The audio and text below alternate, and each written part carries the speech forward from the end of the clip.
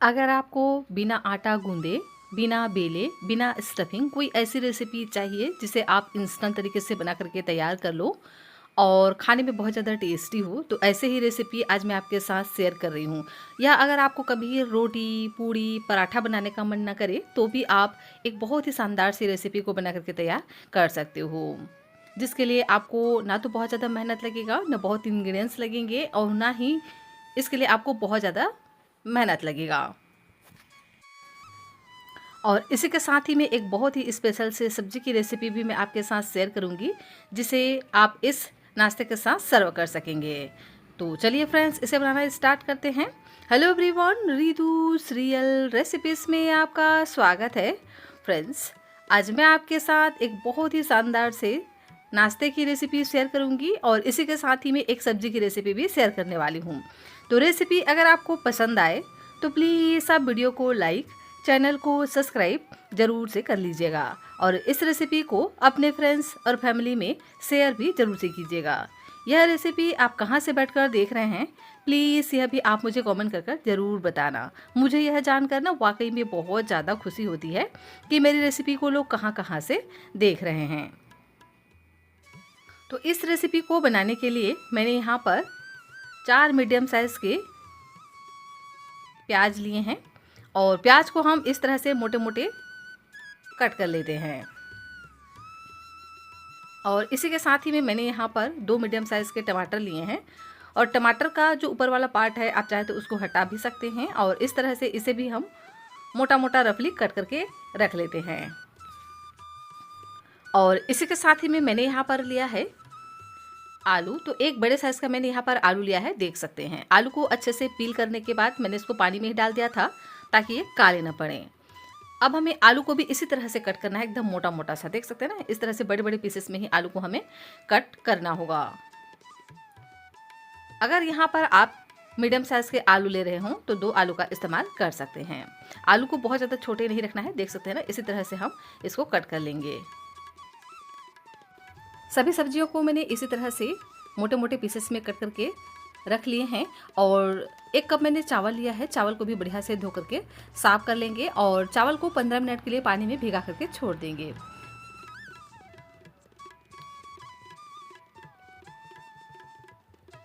अब चलिए चलते हैं गैस की तरफ। यहाँ पर मैंने लिया है एक कढ़ाई। कढ़ाई में हम डाल देते हैं लगभग 1 गिलास पानी और इसमें हम डाल देंगे कुछ खड़े मसाले। तो मैंने यहाँ पर लिया है 2 इलायची और इसी के साथ ही में 4 से 5 यहाँ पर हम डाल देते हैं साबुत काली मिर्च और इसी के साथ ही में फ्लेवर के लिए 2 लौंग ऐड करेंगे। साथ ही ऐड कर देते हैं काश्मीरी लाल मिर्च। इससे ना कलर बहुत ही बढ़िया आता है। तो मैंने यहाँ पर 3 काश्मीरी लाल मिर्च लिया है और साथ ही तीखेपन के लिए 2 हरी मिर्च का भी इस्तेमाल किया है। और अब हम इसमें ऐड कर देते हैं उन सभी सब्जियों को जो अभी हमने मोटा मोटा कट करके रखा था। और इसी के साथ ही में यहाँ पर हम ऐड कर देते हैं चावल। तो यहाँ पर आप कोई सा भी चावल का यूज़ कर सकते हो, जो भी आपके घर में अवेलेबल हो। और चावल को भी हम डाल देते हैं इन सभी के साथ ही में और अच्छे से सभी चीज़ों को हम मिक्स कर लेंगे और इसको हम कवर कर कर पकने देंगे 4 से 5 मिनट के लिए। इन्हें हमें बहुत ज़्यादा नहीं पकाना है, बस इतना पकाना है कि जो चावल है ना वो 50% तक कुक हो जाए। अगर आपने इसको बहुत ज़्यादा पका लिया ना तो अच्छे से आपकी रेसिपी नहीं बन पाएगी। तो 4 से 5 मिनट के लिए बस हम ढक करके इसी तरह से पकने देंगे और तब तक कर लेते हैं इधर एक बहुत ही स्पेशल नाश्ते की तैयारी। इसके लिए मैंने यहाँ पर लिया है 1 कप गेहूं का आटा। इसमें हम डाल देते हैं 2 छोटे चम्मच सूजी और इसी के साथ ही में ऐड कर देते हैं बेसन। तो 1 चम्मच यहाँ पर हम बेसन ऐड करेंगे। इससे ना नाश्ता एकदम ही प्रोटीन रिच बन करके तैयार होगा। नमक डालेंगे स्वाद के अनुसार और सभी चीज़ों को हम बढ़िया से मिक्स कर लेते हैं।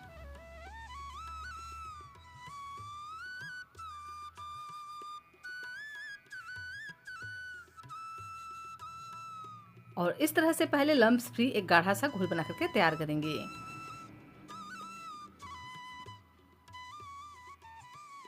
और अब हम यहाँ पर ऐड कर देते हैं कुछ सब्जियाँ। तो यहाँ पर आप अपने मनपसंद सब्जियाँ ऐड कर सकते हो, जो भी आपके घर में अवेलेबल हो। उससे पहले यहाँ पर हम तीखेपन के लिए ऐड कर देते हैं हरी मिर्च। तो मैंने यहाँ पर 2 हरी मिर्च को इस तरह से बारीक बारीक कट करके ऐड कर दिया है। फ्लेवर के लिए डाल देते हैं 8 से 10 करी लिव्स, इस तरह से एकदम बारीक बारीक कट कर। साथ में हरा धनिया ऐड कर देते हैं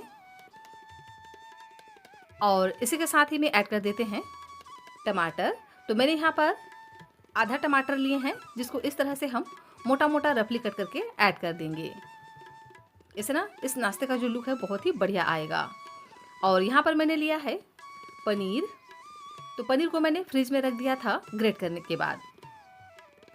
तो पनीर को इस तरह से हम ग्रेट करके ऐड करेंगे, इससे ना बहुत ही बढ़िया सा इसमें फ्लेवर आएगा।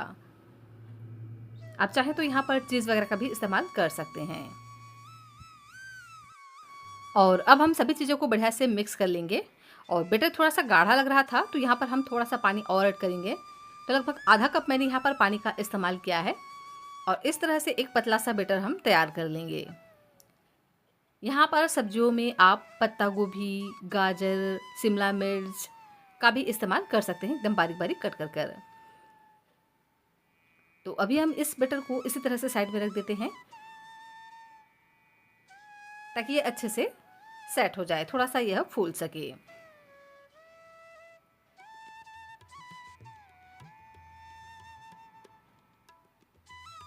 और इधर देखिए, जो हमने कढ़ाई में सब्जियों को पकने के लिए छोड़ दिया था ना, ये अच्छे से पक चुके हैं, मतलब 50% तक पक चुके हैं। बहुत ज़्यादा इसको हमें नहीं गलाना है।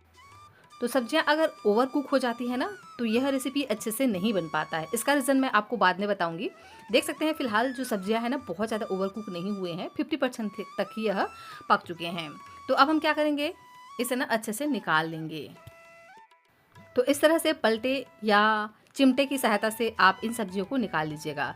तो सभी को ही हमें नहीं निकालना है। क्या करेंगे, इसमें जो टमाटर है ना, उसको हम इस तरह से अलग से निकाल लेते हैं छाँट कर। और साथ ही में जो हमने प्याज ऐड किए थे उसे भी निकाल लेते हैं। और तीखेपन के लिए जो हरी मिर्च और सूखी लाल मिर्च ऐड किए थे ना, उसको भी हम निकाल लेते हैं। कुछ प्याज हम यहाँ पर रहने देते हैं, इससे ना फ्लेवर बहुत ही बढ़िया आएगा।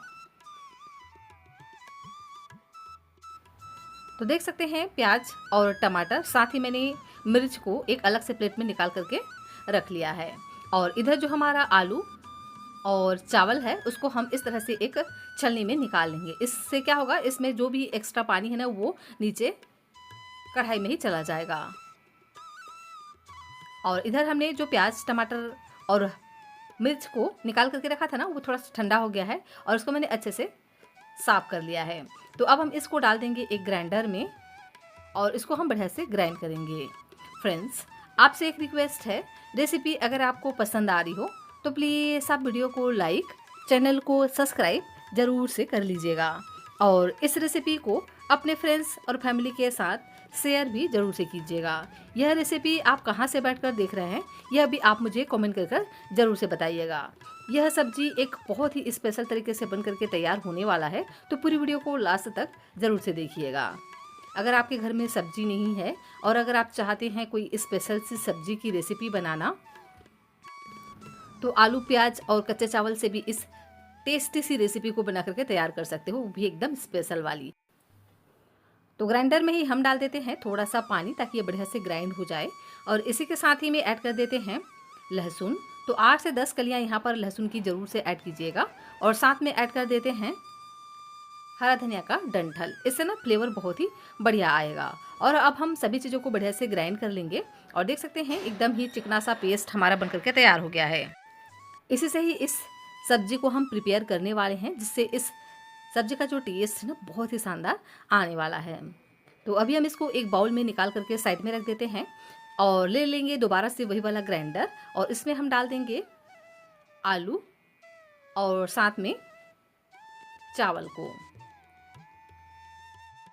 तो एक बार में ये अच्छे से नहीं आ पाएगा, तो इसको हम 2 बार करके बढ़िया से ग्राइंड कर लेंगे। एकदम स्मूथ सा इसे हमें ग्राइंड करना होगा। तो ज़रूरत के हिसाब से यहाँ पर आप पानी ऐड कीजिएगा, बहुत ज़्यादा लेकिन पानी ऐड नहीं करना है। अगर यह जो बैटर है ना, बहुत ज़्यादा अगर पतला हो जाता है तो भी अच्छे से नहीं बन पाएगा। देख सकते हैं चावल हमारा एकदम 50% तक ही पका हुआ है, बहुत ज़्यादा यह अभी नहीं पका है। एकदम स्मूथ सा इसे भी हम इस तरह से ग्राइंड कर लेंगे। उसके बाद इसको हम निकाल लेंगे एक बाउल में, और इसी तरह से बाकी बचे हुए सभी को ही हम दोबारा से ग्राइंड कर लेते हैं।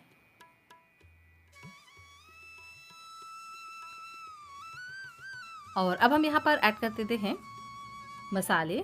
तो डाल देते हैं 1 छोटे चम्मच नमक, या आप अपने स्वाद अनुसार यहाँ पर नमक ऐड कर सकते हैं।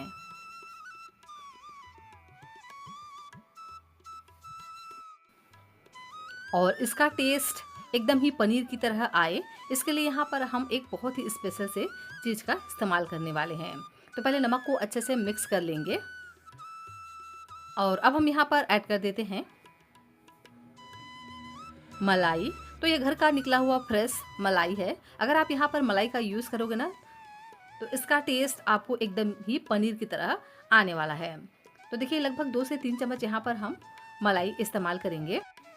और अगर आपके पास फ्रेश मलाई नहीं है तो यहाँ पर आप 1 चम्मच दही का भी इस्तेमाल कर सकते हो। और इसी के साथ ही में इस सब्जी को और भी रिच फ्लेवर देने के लिए, साथ ही इसका टेस्ट एकदम ही पनीर की तरह ही आए, तो इसके लिए यहाँ पर हम ऐड कर देते हैं मिल्क पाउडर। तो यहाँ मैंने आधा कटोरी मिल्क पाउडर का इस्तेमाल किया है, और इन सभी चीज़ों को हम बढ़िया से मिक्स कर लेंगे। तो यहाँ पर अगर आप मिल्क पाउडर की क्वांटिटी को थोड़ा सा कम कर देते हैं ना, तो आपकी जो रेसिपी है अच्छे से नहीं सेट हो पाएगी। तो अगर आप यहाँ पर मिल्क पाउडर की क्वांटिटी को थोड़ा सा कम रख रहे हैं ना, तो यहाँ पर आप अरारोट का भी इस्तेमाल कर सकते हो, लगभग 2 चम्मच। इससे ये बहुत ही शानदार बनकर के तैयार होगा, और अच्छे से यह सेट भी हो जाएगा। तो अच्छे से हम इसको इस तरह से चलाते हुए फेंट लेंगे, क्योंकि हम यहाँ पर ना तो इनो या सोडा वगैरह का इस्तेमाल करने वाले हैं। तो अच्छे से यह सॉफ्ट मुलायम बन करके तैयार हो अंदर से, इसके लिए हम इसको 1 से 2 मिनट के लिए इस तरह से फेंट लेंगे। और इसको बहुत ज़्यादा पतला नहीं रखना है, देख सकते हैं इसका टेक्सचर, इसी तरह से इसको हमें गाढ़ा गाढ़ा ही तैयार करना है। अगर यह जो बेटर है ना बहुत ज़्यादा पतला हो जाता है तो भी अच्छे से नहीं सेट हो पाएंगे। अगर आप चावल और सब्जियों को ओवर कुक करके लेते हो ना, तो क्या होता है, चावल जब अच्छे से पक जाते हैं तो ये अच्छे से सेट नहीं हो पाते हैं, बहुत ज़्यादा यह सॉफ्ट हो जाता है। तो यह अच्छे से सेट हो जाए, और न बहुत ज़्यादा हार्ड हो और न बहुत ज़्यादा सॉफ्ट रहे, इस टेक्सचर में अगर आपको इसको बनाना हो तो चावल को आपको 50% तक कुक करके लेना होगा, ताकि आपकी रेसिपी एकदम ही शानदार बन करके तैयार हो। 50% तक अगर आप चावल और सब्जियों को कुक करके लेते हैं ना, तो ये इस तरह से स्टीम जब हम करते हैं तो ये और भी अच्छे से पकते हैं, और पक करके अच्छे से सेट हो जाते हैं। और साथ ही हमने यहाँ पर मिल्क पाउडर का भी इस्तेमाल किया है, तो ये और भी अच्छे से इस तरह से सेट हो जाएंगे। तो अच्छे से हम सभी चीज़ों को मिक्स कर लेंगे, और यहाँ पर हमें बिल्कुल भी मसाले वगैरह इस्तेमाल करने की ज़रूरत नहीं है। सिंपल नमक डाल करके हम इसको बढ़िया से इस तरह से मिक्स कर लेते हैं। और अब हम इसको स्टीम करने वाले हैं, तो इसके लिए मैंने इस तरह का एक प्लेट लिया है। इसको हम ऑयल से बढ़िया से ग्रीस कर लेंगे, ताकि जब हम इसको डीमोल्ड करें ना, तो ये बहुत ही आसानी से डीमोल्ड हो जाए। और इसको हम अच्छे से इस तरह से टैप कर लेंगे, ताकि इक्वली यह सभी तरफ फैल जाए। अब चले चलते हैं गैस की तरफ। यहाँ पर मैंने लिया है एक कढ़ाई, इसमें हम डाल देते हैं 1 बड़े चम्मच ऑयल। ऑयल को हम बढ़िया से गर्म होने देंगे। उसके बाद यहाँ पर हम डाल देते हैं 1 छोटे चम्मच सरसों। यहाँ पर आप सरसों की जगह पे जीरा का भी यूज़ कर सकते हो, और सरसों को हम बढ़िया से चटकने देंगे। तो गैस की फ्लेम को अभी हम हाई रखेंगे, और हाई फ्लेम पे सरसों को डाल देंगे, और अच्छे से चटकने के बाद यहाँ पर हम डाल देते हैं जीरा, और जीरा को भी हल्का सा क्रिकल होने देंगे। उसके बाद यहाँ पर हम डाल देंगे 3 से 4 छोटी दालचीनी का टुकड़ा। इसी के साथ ही में 2 से 3 लौंग और साबुत काली मिर्च ऐड करेंगे, और 2 इलायची ऐड कर देते हैं। इससे ना बहुत ही बढ़िया सा फ्लेवर आएगा। और इसी के साथ ही में ऐड कर देंगे प्याज टमाटर का पेस्ट, जिसे अभी हमने ग्राइंड कर रखा था। और अब हम इसको अच्छे से भूनेंगे जब तक कि यह अच्छे से ऑयल को रिलीज ना करने लगे। तो पहले हम इसमें ऐड कर देते हैं कुछ ड्राई मसाले। तो आधा छोटा चम्मच यहाँ पर हम डाल देते हैं हल्दी का पाउडर। इसी के साथ ही में ऐड कर देते हैं 1 चम्मच काश्मीरी लाल मिर्च का पाउडर, इससे ना बहुत ही बढ़िया सा कलर आएगा। इसी के साथ ही में 1 चम्मच भर करके डाल देते हैं धनिया पाउडर। साथ में ऐड करेंगे भुने हुए जीरे का पाउडर और थोड़ा सा गरम मसाला भी ऐड करेंगे, चौथाई चम्मच। आप यहाँ पर गरम मसाला को बाद में भी ऐड कर सकते हो। इसी के साथ ही में 1 छोटी चम्मच यहाँ पर हम नमक डालेंगे, या स्वाद अनुसार नमक आप ऐड कर सकते हो। अब हम इन सभी चीज़ों को बढ़िया से भून लेंगे जब तक कि इन मसालों से बढ़िया सा खुशबू न आने लगे और मसाले बढ़िया से ऑयल को रिलीज ना करने लगे। तो धीमी धीमी आंच पर इसको हमें भूनना है 4 से 5 मिनट के लिए। 4 से 5 मिनट में ये बढ़िया से भून जाते हैं।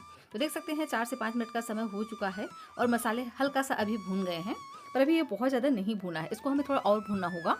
उससे पहले क्या करेंगे, इसमें हम डाल देंगे पानी। तो लगभग 1 छोटे गिलास यहाँ पर हम पानी ऐड कर देते हैं और इसको हम बढ़िया से मिक्स कर लेंगे। इस तरह से अगर आप पानी ऐड कर देंगे ना तो मसाले बिल्कुल भी नहीं जलेंगे। और इस तरह का लेंगे एक स्टैंड, आप कटोरी वगैरह भी ले सकते हैं। और इसके अंदर में हम डाल देंगे चावल और मिल्क पाउडर का पेस्ट और इसको हम इस तरह से कवर कर लेंगे और कवर कर इसको हम पकने देंगे 10 से 12 मिनट के लिए। 10 से 12 मिनट के लिए इसको हमें बढ़िया से कुक करना है। तो पहले आप 5 मिनट तक हाई फ्लेम पे पकाइए, उसके बाद गैस की फ्लेम को थोड़ा मीडियम कर दीजिए और मीडियम फ्लेम पे आप इसको बढ़िया से पकने दीजिए। जब तक यह पक रहा है हम क्या करेंगे,